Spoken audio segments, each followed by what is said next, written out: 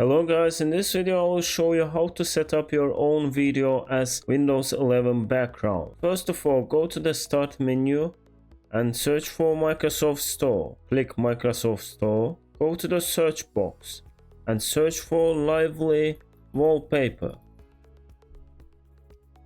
Go to the first one and click Get.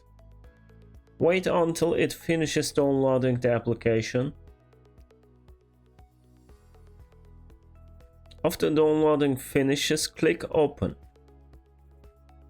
Now, as you see, there is default live wallpapers for your computer, but we will use Add Wallpaper function.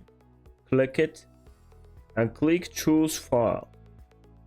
Choose your video which you want to make wallpaper. I will use mine and click Open. Click OK. And it's set up. If this video was useful, please like it and subscribe my channel.